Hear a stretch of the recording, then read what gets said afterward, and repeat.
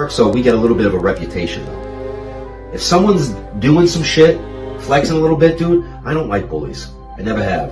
Yeah. And you know what? Something that always stuck out to me is usually a bully has never gotten punched in the mouth.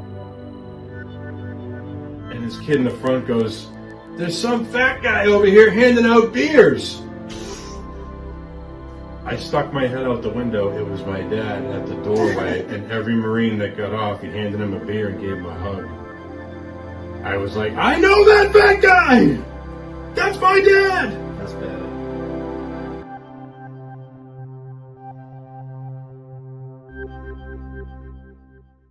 Welcome back, Hard to Kill. Welcome back. With myself, Nick Icardi, and the wonderful Mike Arbogast. Here again. We're back at it. Back in the basement. Episode 12. Yep.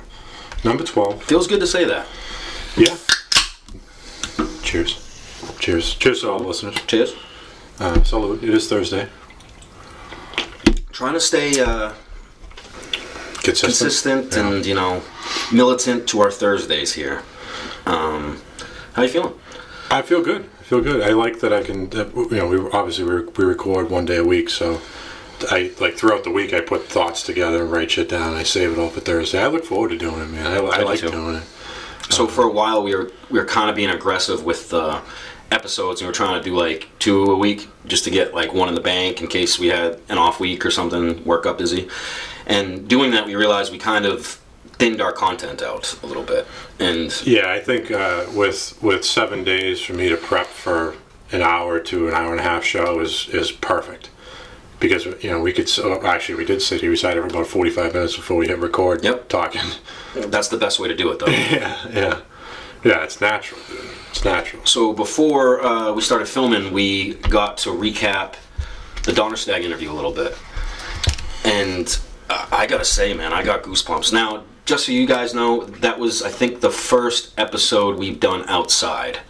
Yeah, it is, and it will probably be the last. Yeah, definitely a learning experience. So as we sat there, it sounded perfect. Yeah, I even threw the headphones on to check the sound before we started, and it sounded beautiful. So for some reason, our mics are picking up airplanes, squirrels in the trees, people, deer.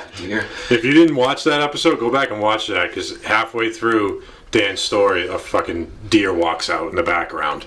Mike got the itch. I was about to drop it. I need to fill the freezer. But yeah, the mics are picking up everything, and it sucks because that was definitely our best content. That's our best interview, yeah, by far. And please go easy on it. We understand the volume isn't where we want it to be, but crank that volume up.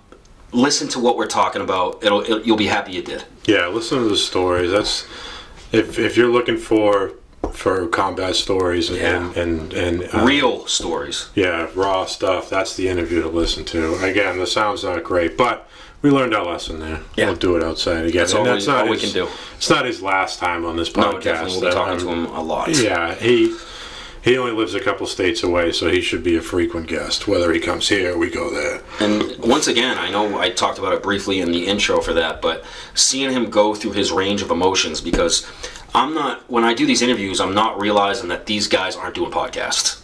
They're not used to doing interviews, and they're nervous at first, and that's no shot at them, because that was me completely going into this. Before I did my first interview on the Soft White Underbelly, dude, I was shitting bricks. I was double thinking everything, is this the right decision? Should I be talking about this?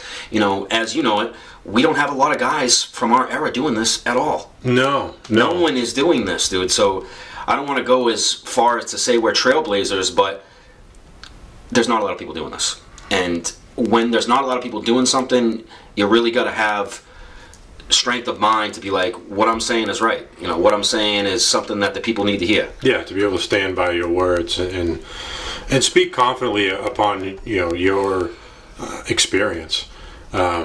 And I think Dan did a great job at that. He was a little stiff in the beginning, but I think everybody is. Yeah, absolutely. But he loosened up, and again, I thank him for giving us the time of day, and he put us up. Oh yeah, he made us feel right at home. Yeah, it was a great experience, and like I said, it won't be our last interview with him. It was also nice to see. I know we were deployed together, but he treated you like a brother. Right from jump, dude. And Right from the beginning, yeah. Yeah, absolutely, he did. that's something I really appreciate about the Marine Corps, not to get cheesy, but the Marine Corps bond, man. Whenever you're around someone and you know they did their thing in the military, you instantly feel like good friends with them. Because there's not a lot of them. No. You feel very confident around them, safe. You have to talk about this stuff. You really got to feel at home to be willing to share some of the, deepest and scariest things that you've been through, Yeah, to open the doors to your Pandora's box in front of somebody else is extremely hard to do. But I felt very comfortable around him, and I'd only know. I was happy to see that, dude, because obviously you guys had never met before. And, Right. Yeah. I want the people that I love to, know my best friend. Yeah. And know where I come from a little bit. I definitely think that the fact that we've all been through these traumatic experiences, you have a different bond with somebody. Absolutely. To know that somebody else has seen what you've seen and been through what you've been through, it opens you up a little bit. And it was a great experience, man. I mean, driving down there, that was fun. We were road tripping. We were a couple of road tripping boys. It was fun, dude. I'm happy we did it. Yeah, me too, man. Me too. And that's the first of hopefully I hope many. you say hope the first of many, man. Yeah. Because you kind of get ready for something like that, in your head over the week, and you look forward to it. And Yeah, I did. it gives you a sense of camaraderie that we always talk about that we're kind of missing nowadays. And it was a fun experience. I'm glad we did it, and I'm even happier to involve someone like Donnerstag. Yeah. Not only on our end, but to give you some of the best content that you could possibly have. And the realist. I mean, It really is, dude. I guarantee that the people that work with Dan don't know any of that stuff. Oh no, absolutely not. You know, that's not something you can casually talk about, dude. No, it's not. And it's not something that we casually talk about, but it felt good to see him open up a little bit and get some weight off his chest, man. I think he will be a beneficial guest to this podcast for as long as it goes. So something that we don't do as much, we keep telling you that, like, a lot of the stuff that we talk about on this podcast, me and Mike haven't talked about before. We've had conversations, deep conversations, but a lot of the stories that we're sharing, we don't know about each other. Yeah. They're not previously recited, which, I guess in the long run we should, sit down before a lot of interviews and kind of, game plan them. But I feel like it gives you a sense of authenticity to just go off top with a lot of stuff. Yeah, see it come right off the cuff. To see the actual genuine reactions that you get out of telling a story like that, because you start to see the emotions that go into it, and you really realize that this is a real story. This is something that person went through, and it's not doctored up, or you get the rawness of it. Right. There's a reason why people haven't heard these stories before. It's like guys like us don't want to. I don't want to be the guy who you show up to the party and they're like, there's Mike. He's fucked up, man. That's why. I don't want to be that guy, and that's a big reason why I don't tell any of my stuff to people, because I don't want them to judge me and think, that dude, he's all fucked up. We were talking about this before the podcast a little bit. Yeah, man. And I'm happy that one of us brought it up, but that's so true. We were talking about, because we want to reach out to some local veteran, organizations, companies, posts, what have you. And Mike was doing some calls, and he's like, to a lot of these places, he's asking them, how many guys do you have under 35 or, in that age range? Because, most of those guys are Afghan Iraq vets. And a lot of these places are, they don't have them. Yeah, one of them had 6 people. It's mostly dominated by Vietnam and Gulf previous engagements. And we're just sitting here talking and, like, trying to discuss why is that. And, I think we've already highlighted it. There's not a lot of stuff out there about this. That's the main reason I saw kind of a lane for this podcast, because none of us are talking. Right. And I know a lot of guys are looking at us like, these two motherfuckers, what are they talking about? Why are they talking? But that was one of the main reasons I was worried about doing this, because we're also very judgy. But I'm trying to get over that hump. I hope that guys like us see that we're doing it for the culture. We're doing it for guys like us, because a lot of us are having problems.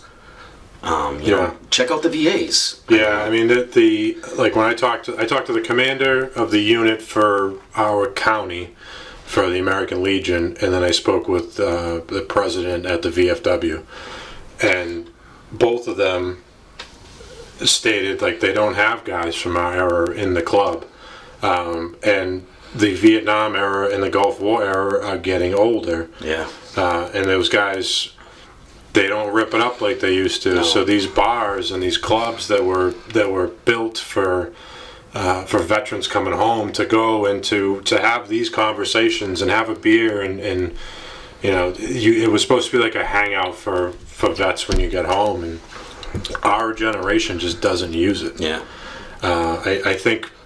I almost think because it's geared more towards that Vietnam era. It is. You know, it's not like you walk into the E Club. It's like you walk into these old dungy fucking bars, and there's a bunch of guys from Vietnam, which it's great. I mean, I love talking to the older crew, but it's nothing against the Vietnam guys, but it's just not a. We don't relate. We don't. Different eras, different wars, and different mindsets. I've said this from the beginning. Before I started this podcast, I had obviously a couple ways I wanted to go. And one of them was a physical location for us. Because just as you're saying right now, VFWs and a lot of these, you know, veteran bars that they have, they don't relate to us. And we don't utilize them. I want to try to come up with a physical location that we do utilize. And I think to do that, you got to really cater to our generation. And I'm not sure what it is yet. I mean, a lot of us smoke over drink. Yeah. A lot of the vets, you know, prefer marijuana to drinking because a lot of us, when we drink, we get a little crazy. Yeah. So that could be one reason. Yeah, and I think a lot. Well, I know a lot of dudes who won't go out and drink. They won't go to bars and they won't go to clubs. They won't drink they out just in stay away public from it because they know that you get a couple drinks in them, they act up, and Yep. That's because they've been holding all this shit inside them for 5, 10, 15 years, and you get a little bit of liquid courage in you, and some of it starts to spill Yeah, it out. comes But you've out. had that caged animal in you for so long It's that no good. there's no stopping it. Yep. Yeah, so I know, like 90% of the vets I know are way more pot smokers than they are drinkers. I think one of the reasons is when you go through real drama, when you go through real situations like crazy fucking bar fights, or you know, just situations where your PTSD gets activated a little bit and you get arrested or you get in trouble and you have to go through, you know, the process of what comes with it. Right. You just want to avoid it. You don't even want to go out. You don't want to associate yourself with it. So I can understand that. Because you see these. I mean, I've seen it happen to a bunch of my guys. They go out. These guys got out of the Marine Corps. We're back home. Went out. Somebody said something. Oh yeah, I know how it goes. And then they end up tuning somebody up. These dudes get arrested. So now you 3 days ago you were a local hero coming home, and now you're a monster. Now you're a monster, and you're an alcoholic, and you get all these issues. You got to go to court 3 times a week, and it's not a good look. it's like that doesn't help these guys. Change is quick on you. Yeah. Well, that's the thing that we were talking about before. Like taps and tamps, I think is what, 10 days? If that. Separation classes. Yeah. You can't take a guy who got off the plane 60 days ago and then say, all right, good luck. Turn that off. And it's a fucking death wish, sending somebody back out like that. And I say it in sarcasm, but it really is. I mean, I've had so many suicides out of my unit that, I don't necessarily know alcohol was involved, but I'm sure that these guys were dealing with their own demons in their own ways. And it needs to be talked about more. Yeah. Because as soon as that topic comes up, everyone's like, let's... Yeah, it's one of those things, you can't just avoid it. It's got to be addressed, and you've got to look at it from an outside perspective. Why is it happening? Yeah. I mean, they have I know there's a VFW in my town. There's an American Legion in the town next door. So these places exist, but unless guys from our era start using them, they're gonna go away. I mean, and it's the cheapest place around for you to go hang out for a little bit. Cheap beer, cheap mixed drinks. I can tell you the reason I don't go there is because I know there's no one like me there. Yeah, and I think there's no guys like me there. Right, yeah, you're not going to run into somebody from OEF there. And I'm sure that's the reason for a lot of other guys. And the only way that's going to change is if one of us steps up and changes it. And I mean, I don't see that happening in the foreseeable future, but that's something we can try to, try to do. I definitely think that with our, one, with our combat experience, and two, with our personalities, I think that we could pick one of these local clubs and try and keep it afloat. If we can go there and do a podcast, yeah, you know what I mean? Yeah. Try to promote it a little bit, try to get, just put it on our socials and be like, hey guys, we're going to be here, come talk to us. Yeah. We'll buy you a beer. Right. Yeah, Start small. I'll buy you a $2 draft. Yeah, whatever. Yeah. Maybe that's something we can get into, dude, and I would enjoy it. Yeah, absolutely. I would like to just to see, like, our generation get together, man. We keep saying that. How do we get you guys to come talk to us? Do we set up an event at a VFW, at a bar, at an outside event? Like, tell us in the comments, please. That's what we want to do. We want to get, like, some kind of event together. We want to do our podcast there, and we want to talk to you guys. Please. It would be a pleasure. Yeah. That's civilians. Yeah. Anybody who is watching us and likes what we're talking about. Yeah, or dealing with the issues. Yeah, you don't have to be military. Yeah, it does. Yeah, you don't have to be military. It's we had Justin on here. It was fucking great. Yeah, it was. It comes from all different aspects for the mental health side, and definitely. We would love to leave in the comments. What do you guys think? If that's something that people would go to, let's motivate us, incentivize us. We'll set it up. Right. Yeah. Just tell us what you need. Pick one of these local clubs, and we'll make it happen. Yeah. And, I don't want to see them go away because I know how beneficial those clubs were to the guys in Vietnam and the guys in the Gulf. And I know I keep saying that people are talking about the camaraderie. That could be something. Well, that's where those guys went for camaraderie. Yeah, that's what I mean. That's why guys of our generation don't go, because there isn't a camaraderie in those clubs of our era. That's very true. It's the camaraderie of the era before us. And I have nothing against those guys. But I can tell you, I've been put in that situation multiple times where I've been at these places and they've been having a little something for them that they know and they get into, and I felt kind of like an outsider. Yeah. Don't get me wrong, I appreciate we love what you did, and you did Iraq, Afghan, that's awesome, but it kind of ends right there, and you can't really assimilate with anything else that, you don't know Vietnam, you don't... Yeah, I don't, it's before my time. A lot of our guys will say, like, a certain location, be like, oh, I was there, or, I know that, I went through there, or, you like that banter. Right. Yeah, I don't have that with the other generation. But, we'll make it happen. Yeah, we'll work on it. Find something there. You want to go over a couple comments? Yeah, please. So I'll read two, and then I'll have you read two. Okay.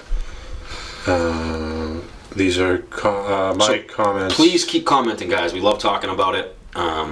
Talk about something that you like, something that you didn't like. Work with us here. We love interacting with you. So I have Regina Yogurst. What was she talking about? Regina says, have been watching you guys from the first episode, and this is just another great one. Justin is a great man who's been through some crazy ass shit. If you can have him on again, I bet he has so much more to say. Amazing podcast, guys. Keep up the good work. Sending positive vibes from Chicago. Chicago, okay. Shout-out. First off, Chicago, I love your city, but unfortunately, when I was 13 years old, that was one of the 5 times I've been jumped. As a 12-year-old kid, I got my shoes taken away from me. I got my shirt taken away from me at just like a random bar. I was trying to go in and drink as a young kid. Really? I went into the wrong bar. Yeah. Ooh. Yeah. I was like 16, dude. Yeah. Ended bad for me. Unfortunate. But other than that, I'm sure you guys have a great, setup down there. I've had good food there, and shout out to Chicago. So I got one more here. It says, Well, let's talk about what she said a little bit. So she liked Justin. I'm super happy that people are gravitating towards Justin and they see why we brought him on here. The dude's got stories for days and he's been through some real shit.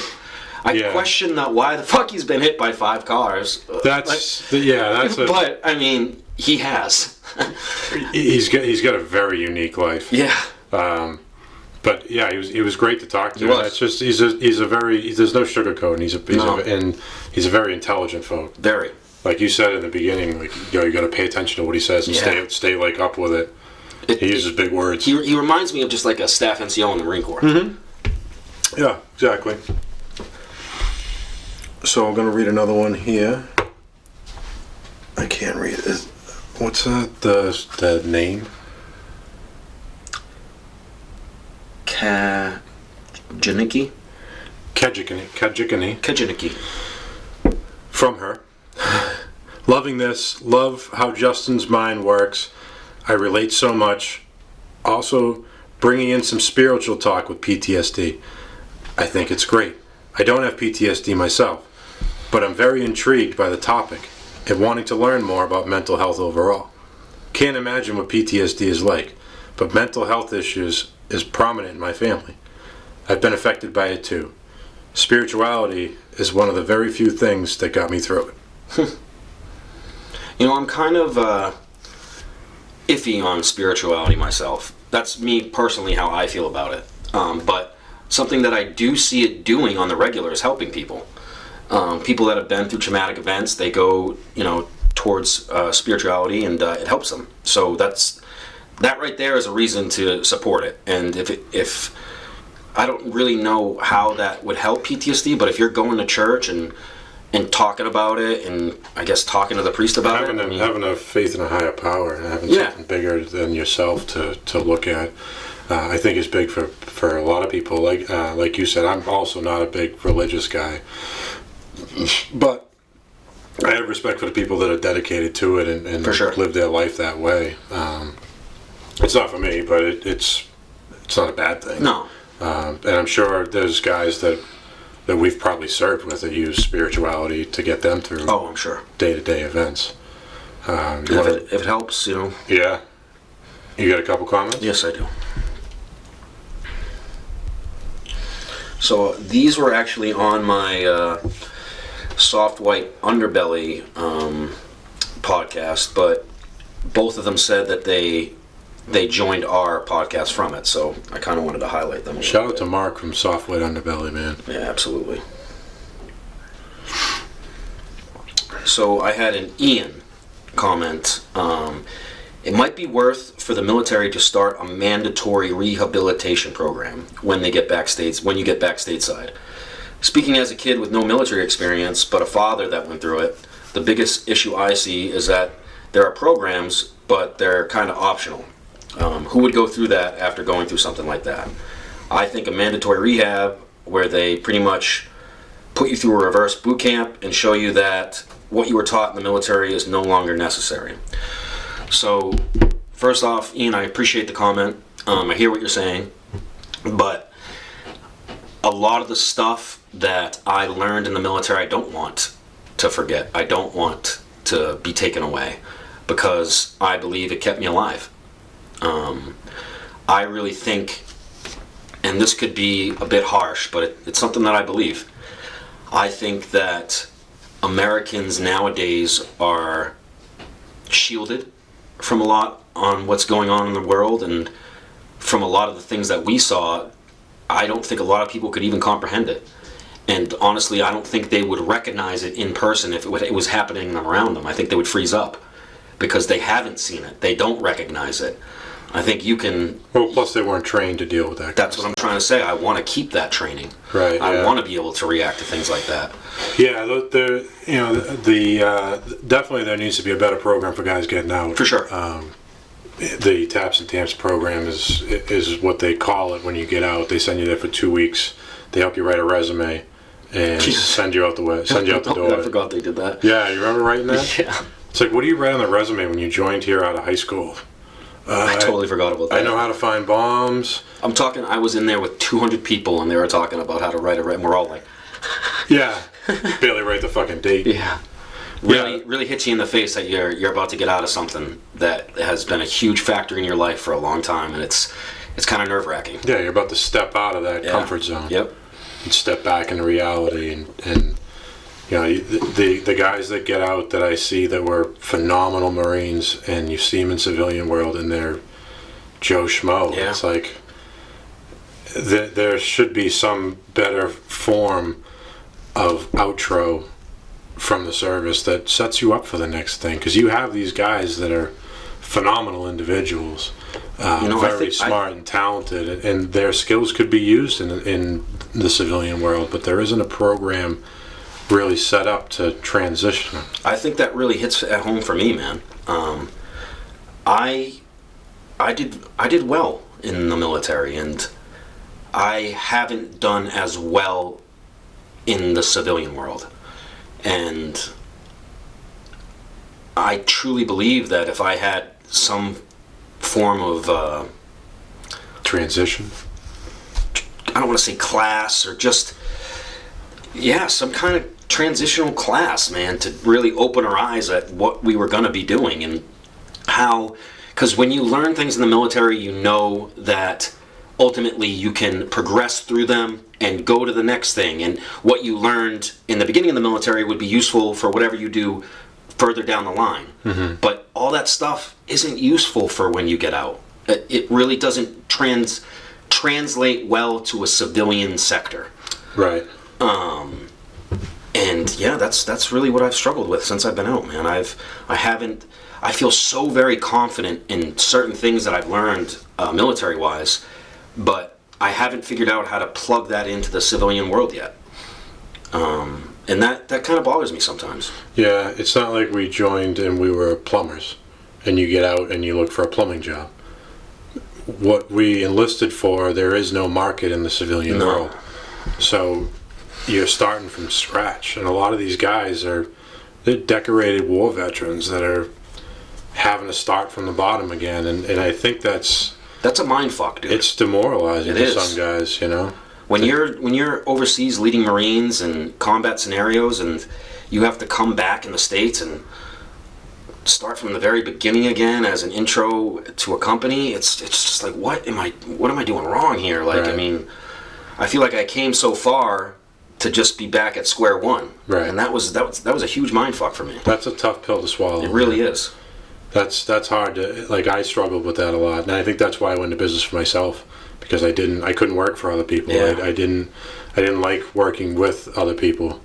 Big time. You know, they didn't work like the guys I had did. When you start to see little qualities in the person that's leading you that you know you're better at, you could do more effectively, or you know, you just don't jive with what they're trying to preach to you, you start realizing that maybe you should have that job, and then you don't really work well after that once you start to see that stuff. I mean, that's something that I know I've seen, and maybe I think that's one of the things I'm grateful for this podcast, because we kind of started this on our own, and you know, hopefully it grows into something that we can turn into something else, and kind of, you know, give people an opportunity. And to be, you know, we didn't need I didn't need support from anybody else to do anything with this, and it feels good to have it, you know, self or soul created. Yeah.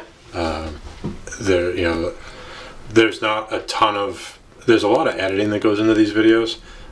There's some phone calls that we make, but 90% of it is just us having a conversation, and that is an organic thing that you can't force that. You can't replicate a natural conversation which I feel we have, and hopefully it does take off and go somewhere.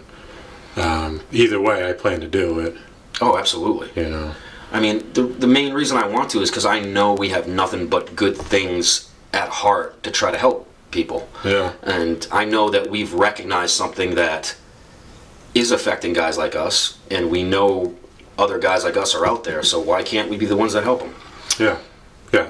No one should have to be left alone. No. Or feel like they can't pick up a phone and call. And unfortunately, there are guys that are like that feel like they don't want to talk about these issues again. That's and a they time. made up their mind on it. Right. Yeah. I know a couple dudes like that. You try and talk to them about some shit that went on over there, and they're like, nah. Yeah. They just don't want to relive it. And I get that, man. I was that guy for 10 fucking years. But I couldn't be that guy for the rest of my life. I tried to do that for a while. Completely just put it behind me, man. And you start to see certain things that remind you of that time. Yeah. And it's almost impossible to put behind you completely because you're reminded of who you used to be, where you came from. Yeah. You know what I mean? Especially nowadays with how the world is. And I hate to say it, but I'm really growing older is scary.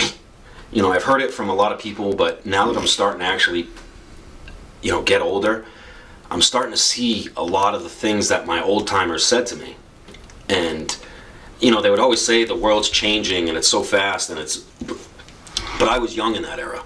So Right. I didn't really see what they were talking about. But It was fast to them, not to us. But the way the world's changing now, dude, it is scary, man. Because I'm starting to feel outdated. Yeah. I'm starting to not really understand the whole pronoun thing, dude. I'm like, what are these people talking about? Right. Why are they making such a big deal about Right. this? Why is this such a big deal? Right, you know what I right. mean? You want me to call you Billy? I'll call you Billy. Just keep shuffling. I just don't understand it. And it's maybe because I've never, I don't know. I've never dealt with petty shit like that. Exactly. It's never been something I've really There's bigger wanted to issues put time in. Yeah. Because I know there's bigger There's shit. a bigger picture you know? going on than the little petty shit that I really people don't worry understand about. that. Why are they making such a... if there's people on here that feel strongly about it, I'm not taking shots at you. Maybe I just come from a different era. It's just something that doesn't really comprehend. Yeah. Yeah. But it is happening, and I see the world changing, and I hope that it doesn't keep going that way, Yeah. Yeah, the big topic in the news right now is the student debt forgiveness program that's right. that Biden's rolling out that he promised when he started. Maybe there must have been a delay somewhere because now he's going to do it now. But anyways, the fact that he wants to wipe these kids' student loans out, and we were talking about it earlier, that how fucked up is it that a bank will give you a student loan for $100,000 to go to school, but they won't give you a small business loan for $20,000 to go buy yourself a trailer and a fucking lawnmower. better your life and help you pay that student loan off. fucking start something. It's fucked, man. It's fucked how they it's a system like the banks. This is just my opinion, but I feel like the banks will lend those kids money because they know that when they're 60 years old, they're still going to be paying interest. They're still paying those student loans off. They're still making money off of it. I know people in their 50s, dude, that still have student debt. That should not be a thing. But when you take that $20,000 loan and you start a company and then you pay it back in 18 months, the bank didn't make their money. They don't want that. Right, that's what I'm saying. They don't want that. They want that long-term money. There's no money in it for them. Right. So here, we're going to write you $200,000 worth of loans to go to school and get a job when you get out that makes $50,000 a year. And you're going to pay me for the rest of your fucking life. That's such a scam, dude. It really is. And instead of going at those kids and trying to wipe their debt away, why don't you go after the universities that are charging these people astronomical fucking money to get out and make a quarter? Because they're in bed with the banks to a certain degree, bro. I feel that is, dude. I do. They're trying to get the public to make it seem like they're doing something for them, but they're really not, dude. They're knocking off a year of it. It's another virtue signal. It really. I hate talking about this stuff because I get so worked up because it doesn't make sense. No. It's not good. It's terrible things that are happening and people taking advantage of for ultimately a dollar being made. Right. And I hate even comprehending that shit, dude. It's tough, man. That's reality.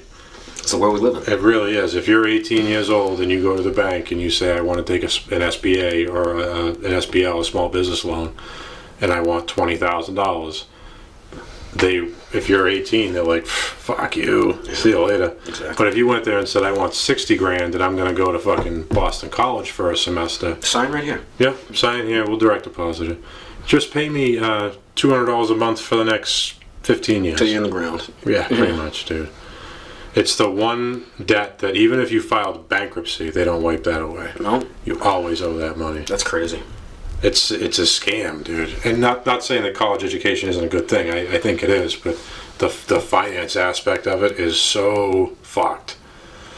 How Someone realized they could make a buck, yeah, and they extorted the shit out of that. That's really what it is. It's still going. Yeah. Yeah, it's sad, man. Because I know a handful of guys that paid for their own schooling and worked 2 jobs while they were in school to make sure they could go to class. Or join the Marine Corps. Oh yeah, yeah. You want a free education? Uncle Sam's hiring. You know, when you get out, you take the GI Bill, you can go to school. Yeah. For free. Serve a little bit, and you're all set. Yeah, but people don't want to do that. No, well, yeah. That's people want the easy route nowadays. That's the world we live in. Like, it's unfortunate too. It is. Yeah. But we're not going to change that. But all we can do is talk about it, and hopefully, we'll find like-minded individuals that understand what we're talking about, agree with it, and talk about it with us. Even if you don't, like, tell me how you feel. If you disagree with us, talk to us. Right. Show us how you feel. Maybe we are wrong. Prove that. Help me see that. Yeah. I'm not closed-minded. No, neither am I. That's something that I've changed about myself that's been positive over the years. As a young person, I was very closed-minded. I thought I knew everything. I was very confident, and I was closed-minded. And I've seen what that does, and I've seen how that's just a terrible quality. Yeah, you don't grow. You don't grow. You got to keep your mind open to every aspect of something. Hear both sides. Right. Figure out what's right and what's wrong, and start to see how that can be a blurred line sometimes. Yeah, no matter what team you're on, no matter what side you're on, you need to hear both sides. You do. Because it could change your mind. It could. There's always 2 sides to every story, man, and if you're not getting both, then you're not giving the fair opportunity. You're not giving it a chance. Right. I'm glad you think that way and agree on that. Yeah, absolutely. Well, yeah, I mean, how many scenarios have we been in where we've seen some shit go down, and I know why it went down. Yeah. So I always try to give it both sides. It's been kind of crazy to me, and this might hurt a lot of people, and maybe some people won't agree with me, but it's something that I've started to see over time. And don't get me wrong, at the end of the day, I'm always a patriot. I did it for the guys next to me, and I'd do it again. If America went to war, I would go, and I would support my country, and I would try to get the guy to the right and the left of me home. But I'm starting to see the politics that went into Iraq and Afghanistan, and why we went over there, and how it was initiated, and what was really behind it, the companies that were really behind it, and it is scary. You mean the military-industrial complex? Yeah. So I actually had, it's funny you say that, because I had the same thought earlier today. Like, we don't have boots on the ground in Ukraine, but we've sent them $30 billion. Stupid amount of money. And he wants to send more money. Like, before this whole war popped off, Ukraine was known as the most corrupt country in the world. And now all of a sudden everyone's got to support, hang your Ukraine flag, support them. I know this is going to piss a lot of people off, but... It might, but, I've been to wars that we shouldn't have been in. Yes, I get that Ukraine is going through it right now. I get that Russia is over there. Why are we? Yeah, Russia's not in Florida. Why are we getting involved? I don't agree with it. I'm sorry. And a lot of civilians will be like, "Oh, well, we should do something." Well, why don't you go do something? Yeah. Because I've gone to do that something. I did that something. Already. Right. Yeah, I already did that once, and the didn't turn out. The carnage that was slayed over it for us. We're still dealing with it to gain nothing. Like, we don't need that again. Don't set up another generation for that. It's a trick, guys. It's a ploy. So they send all this money over there, and those people buy weapons from the U.S., hence the military-industrial complex. You keep the money flowing. War makes money. That's why it's there. That's why we're involved in all Laws this are shit. made for people to make money in war. Like, I watched the movie Vice, and it was about Dick Cheney.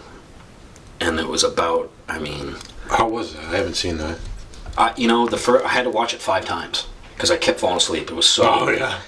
But I finally watched it like awake and fully, and it blew my mind because it showed. Because what he did was, he was the vice president for Bush, and Bush was a fucking moron. He didn't want to get involved with the military. Didn't want to get involved with foreign politics, and it put everything to Cheney.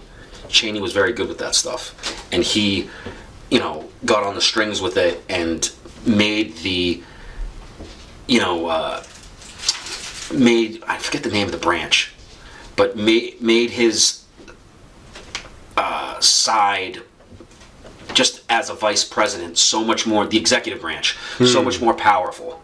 The Patriot Act came in, and, he instituted laws so they could do anything they wanted. Yeah. They could listen to every cell phone in the world, or just do things that normally would have to go through Congress and get approved. And Patriot Act is wild. oh, it is insane. If you start reading through that, dude, I've read it is scary. He instituted G-Bay. Yeah. Made it so we could torture.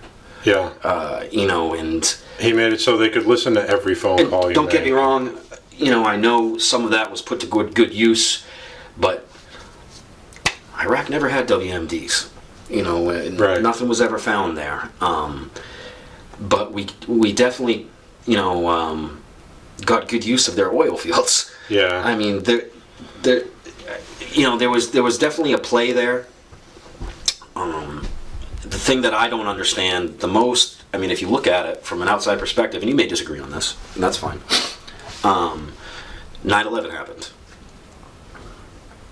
Osama bin Laden was identified to be behind it. Why did we go to Iraq first? I mean, we knew Osama was in Afghanistan, controlled Afghanistan, being the head of the Taliban. Why was Iraq knocked out first? And I think it was at the time they were saying Saddam kept his doors open to Osama, or harbored Taliban. I think I remembered hearing that.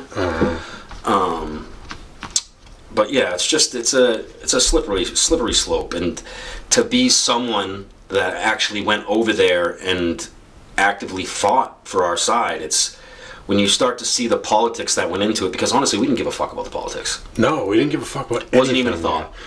We cared that somebody took a shot at our country, and I was going to get mine. I'm coming for you. I knew guys I knew personally were getting shot at over there. Were banging it out with the Taliban. That's all I needed to hear. Yeah, that was right. That's all I needed to hear. Pack my bag. Yep. Yeah. That was it. So a lot of you people like nitpicking on the politics that were going on over there and how we shouldn't have really been there. Like, I hear you. Yeah, I hear you too. No, man, I get it. 'cause I have those thoughts now that we're out. But that wasn't something we were focusing on. It wasn't even a blip in the memory, a blip in the mind. It wasn't. That you were there to do a job, and we did it to the best of our ability. I knew other guys that I cared about went over there. And Yeah. I know they needed help. Yeah. That's all I needed to hear, man. Yeah. Yeah. There was no Why are we over there? big- What yeah. are we doing? It wasn't what we were thinking. That's never your thought when they're fucking pumping rounds into the mud hut behind you. At the end of the day, the Taliban was a terrorist organization. Mm-hmm. And yeah, I guess you can compare it to Ukraine or other forces that are alive, ISIS, but eventually someone was going to have to deal with them. And they were going to reach out and touch us again. And I'd do it again. Yeah, I would too. I'd do it again. Yeah, I definitely would too. I just don't see the benefits of the U.S. jumping in to another No. exchange. Especially just being in one. Right. Yeah. And right now, all you're doing is dumping money over there. that we don't have. Like, are we just printing money? I don't know how that all works, dude. But yeah, like, how do you? Where do you just come up with that? Last I checked, we were trillions in debt with China. Yeah. I fucking hate that we are in debt with China. I don't know how that shit works. I don't know how that was something that we did. Like, we knew China was going to be a powerhouse. Why would we ever get to a position where they had their boots on our neck? Who the fuck made that call? I don't know. That's something that, like, we'll never understand. Well, yeah, and something that we'd never, like, that was never a thought in our minds. Yeah, once again, we were not even thinking about that. The thought was, you know, you're going here, this is your mission, this is your operation, and I never thought of, like, a bigger picture or the end of it, or how this was all going to play out. I was just trying to live in the day. You know what's fucked up? As a young kid, I heard about all this. And I remembered hearing that just the Marines were at the front. They were fucking banging it out where it was happening. And I didn't want to half do this. No, I know. I was the same way. You know what I mean? I'm going to do it. I'm going to do it all the way. I wanted to see it. Yeah. I'm one of those people that I got to see to believe. I got to really... I can't believe something unless I put eyes on it type deal. Yep. And I wanted to see what was going on, man. We get to find it. That's true. You know, it's weird because, like, I had the same mindset. Like, I didn't want to join to try and gain a skill for later in life. No, which I should have done. I hear you. I get it. That would have been the right play. But it was we had a different mindset. The only thing we were thinking of is getting there. Yeah. Like, actually getting there with the right group of people, which isn't the easiest thing to do. One thing you don't want to do is, like, and I'm not, the only reason I'm saying this is because I've seen it, and I've looked at it like, oof, I wouldn't want to be one of them. I wouldn't want to get into a big company with the Army that were, like, kind of half in, half out. A lot of the guys weren't taking it seriously. I'm glad we went over there with the Marines. We knew how to defend ourselves. We knew how to engage the enemy. All the guys with me were ready to do it. Yeah, everybody's on the same page. There was no... You ever driven by, like, an Army convoy and seen, like some people were up in the turrets, some weren't. The guns, some were all pointing this way. They weren't going the proper ways. They didn't have the correct fields of fire. Some were 300 pounds. You look at some of the guys over there. I'm not dogging the Army. No, because I've been with people that were good to go. Yeah, I've operated with some Army dudes too that were good, but it's a different club. Yeah. For the Marines, it's definitely stuff like that would just never fly. It would get weeded out. Yeah, and don't get me wrong, we've had shitbags that have made it with us, but they got weeded out quick. Right.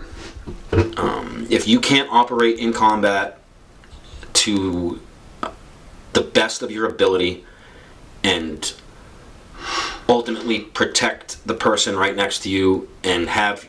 Basically, if everyone in your team isn't confident in your abilities, you're out the door. Yeah, you got to operate as a unit. Yeah. You know, everybody works together. That's why we were so effective over there. We knew from, like, intelligence chatter that the Taliban could tell between the Army and the Marines.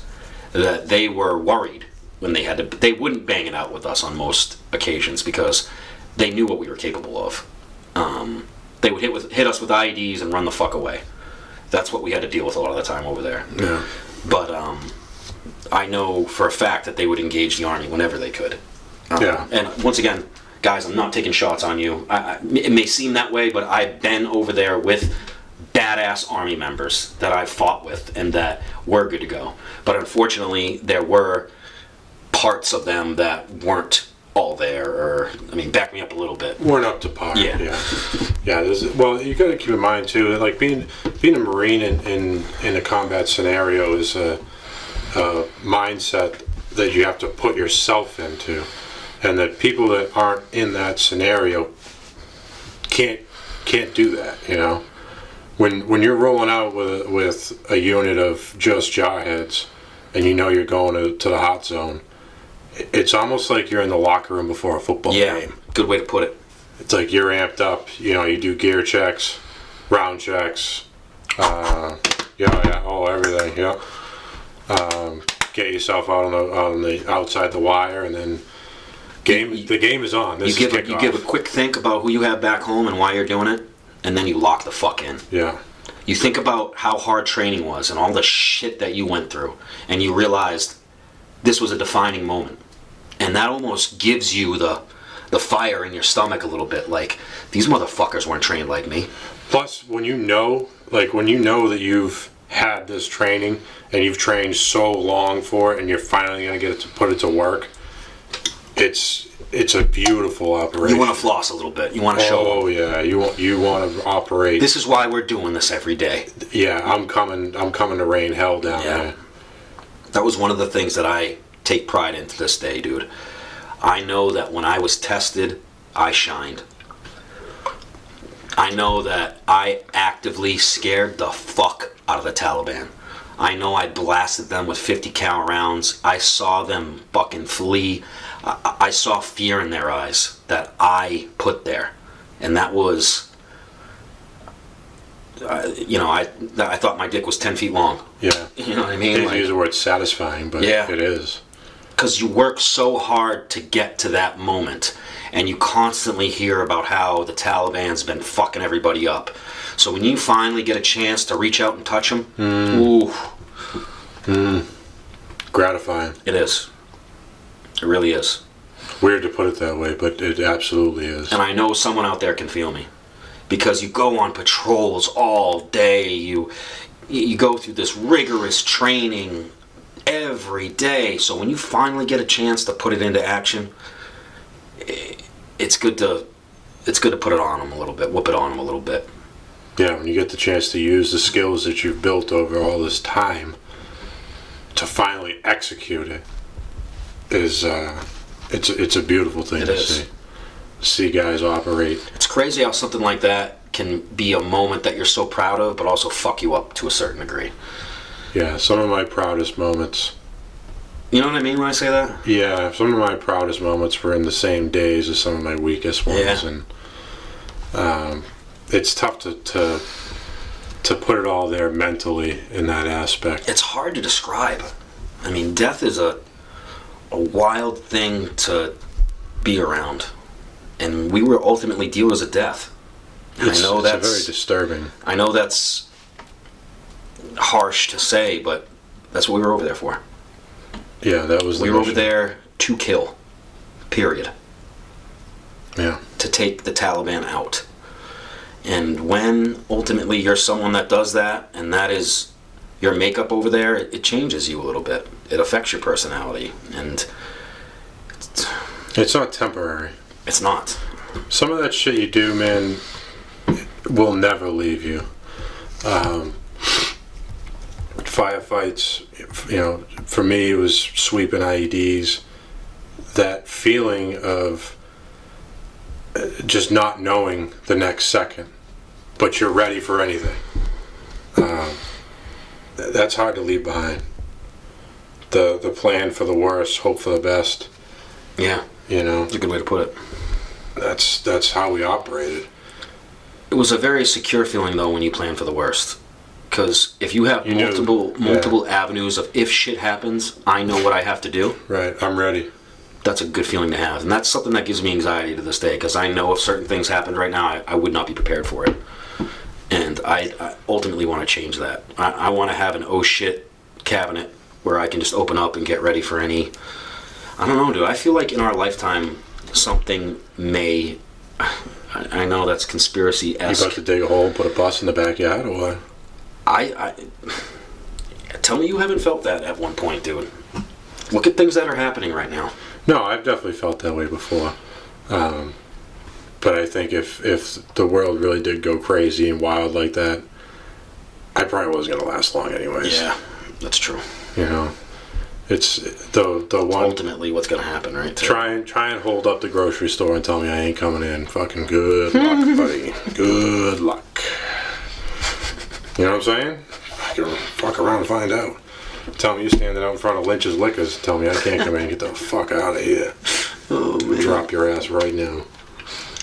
That's one thing over there that I remember talking to like Afghans about, because we would have to be with Afghan soldiers a lot, and just how different they were from us. You know, us having a grocery store, having a liquor store, having these things like right down the street, dude. Like, that's not something that they had, dude. And these dudes don't have running water. They don't have electricity. There's no internet. There's no Amazon. Ultimately, they have to live that life that we're talking about could happen. That is their life. Well, yeah. It's like living in the fucking the jungle with lions around and shit. It really is. You know, you're always on that. I could not imagine having to live there. Like, that is their everyday. That is, they have to be. They are hard individuals, man. Yeah. I only got a taste of their life, and it fucked me up, dude. They gotta live there. Yeah. Think about that. Yeah, fuck that. America doesn't know how good they have it, man. That's one thing that was awkward for me when I first got back. Pleasantries. Things that just you didn't have over there. That we take for granted when we're here. Right. The fact that you could just drive down the street, pick up a pizza. Anything like that, dude. Yeah. It was awkward for me. To try and get back to living in society. Yeah. And not feel like you're living in a third world country again. Yeah. Yeah, it's hard to do, dude.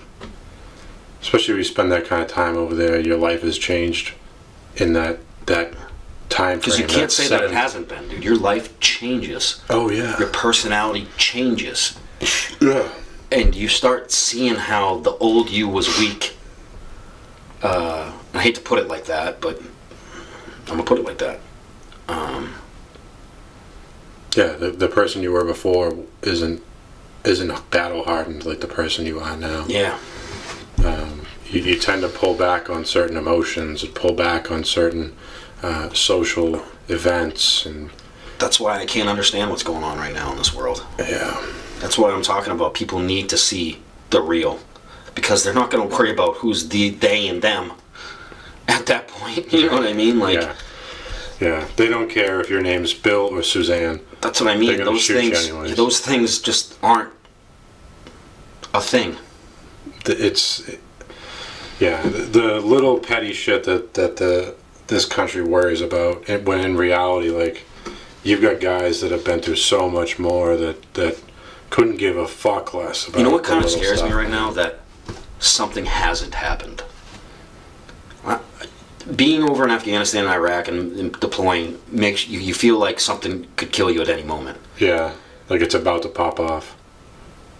Us being here and safe gives me the weirdest feeling sometimes. Like, I feel like something's been getting ready to happen this whole time, because nothing wrong has happened in the longest time. Like, there hasn't been any. Do you hear what I'm saying? How fucked up is that we have that mindset? Even I think like that. Yeah, but we just have that mindset. Like, it's been long enough. It's time for an attack. It's time for something. I do think like that. No, I know. There's a lot of people who think like that. But it's just a weird mindset that we have to have. And, you look at these people who live in the stand, like, they have that mindset every minute. Fucking waking second. Right. So for us to look at it from an outside world is try to realize how those dudes live. That's and how privileged we are, and how good we have it in this country, that we don't have to live like that. That's what I'm trying to say. Yeah. I love it, man. I love this country. I do too. That's why I think more people need to appreciate it, man. What we have over here. I mean, yes, we can have difference of opinions, and be grateful you can have that. Be grateful that you can have a voice. Right. These other places you can't, man. Yeah, you'll get shot on the spot, and they'll bury you right there. Next. Cover you with a bunch of rocks. Your story's done. But sorry to get kind of deep on you guys, but I feel like that needed to be said a little bit. Yeah, and the state that the world's in right now, man, that's how I feel. And I think that, like, we speak on the real shit. Like I don't play the gray area game. That's why I think a lot of people can't understand what we're talking about. Because they do play that gray area game, and I'm not interested. I'm a very black and white kind of guy. Either it's yes or no. There's no, there's no explaining something away to me. I don't work like that. I work by read the book. These are the rules. This is what you operate on. That's my style of how I run my life. Yeah. And to see people nowadays who run their own lives just so loosely and. I hear what you're saying, dude. Not a care in the world, no plan for the future, not a thought 30 days ahead. Like, kills me. Yeah, kills me. I want to see all these young kids succeed, and it's you don't succeed from this. It's scaring me how much this is taking over, dude. Yeah, and I know I do it, but this is all you see nowadays. This is it. Yeah. And it's crazy how dependent we are on these things. And I'm victim to it. I'm not saying I'm not, but you gotta question it a little bit.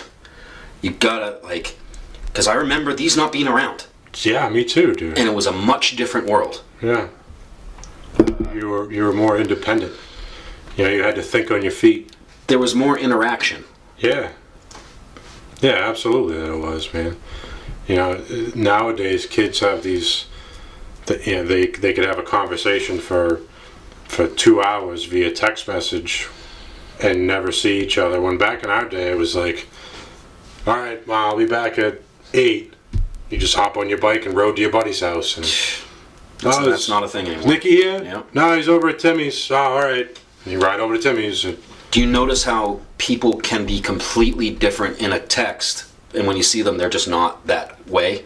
Well, I think part of that is how we read messages. Like, there's no tone, and there's no emphasis in a text message. It's just letters. Yeah. It's true. So a lot of people read shit wrong, and no, I do think you're right though. Like, some people will get jumpy in the text, but they won't on in person. I wasn't even meaning that. I was just saying the emotions that they show in a text. And they'll just be blank in person, or I don't know. I've seen it through a couple of people, and it's just a weird thing.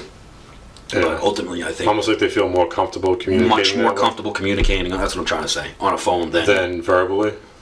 Really? Yeah, it's weird. Yeah, that's gotta be awkward.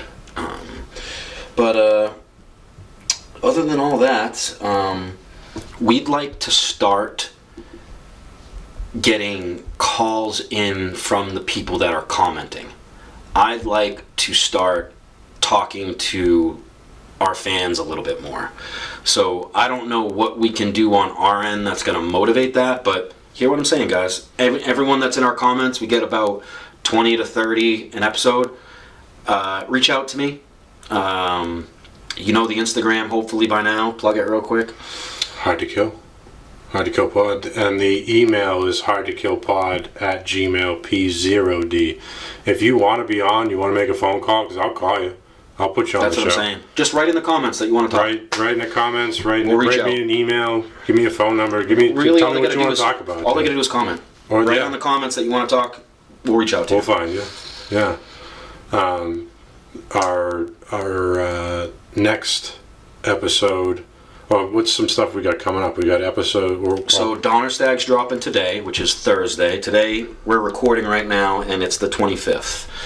So the interview with Donnerstag will be dropping tonight. Keep in mind, we apologize about the volume. I know it's a pain in the ass, guys. You want to hear that content. You want to hear that interview. Trust me, it was the best that we've had yet. Yeah. We're working on it. We're starting to realize that we need much more to get this audio perfect for you guys, which is something we want to do. Yeah. Donnerstag's dropping today. We're setting up multiple interviews with guys that we've been in the Marine Corps with, that we've deployed with, and that have ultimately showed us. I have some civilians that we're about to interview that have showed me qualities of just embodying the hard to kill spirit. Working hard, going through shit, picking yourself up after you've been put down. That's all stuff that we triumph here. And we have some great stuff coming for you guys. So Stay tuned with us, please. Let us know how you feel in the comments. Let us know what you want to see more of. Check out the Donnerstag interview. I implore you. You'll be happy you did. We're working on it, guys. We're going to get better equipment. We're going to get, better studios. We have some great content coming to you guys. We're working. Yeah. It's a grind, man. It's a grind. And this is episode, 12? 12. We've come leaps and boundaries from episode 1 to episode 12. So stay with us, man. I mean, it's only going to grow from here. The only thing that gets better, it's only going to get better from here. Absolutely. We're trying to put some money up together now for new mics and a different camera. New mics, different camera, a logo, merch. Setup. Yeah. This all costs money, guys, and we have normal schedules just like you. So, we're working at it. Stay with us. Stay posted. We need your support. Tell us what you want. Tell us what you need. Tell us what we need to fix. We'll get after it. Help us share this stuff too. You guys have social media. Share the episodes around. We need you to follow our social media, guys. We need your stuff on our Instagram, on our Facebooks. Check out our GoFundMe, please. Yeah. And yeah, stay subscribe via YouTube. We're gonna give you some content every Thursday. Stay with us. Give us your support. Talk to us. All right. Stay hard to kill. Stay hard to kill. We'll see you next time. Guys. See you on the next one.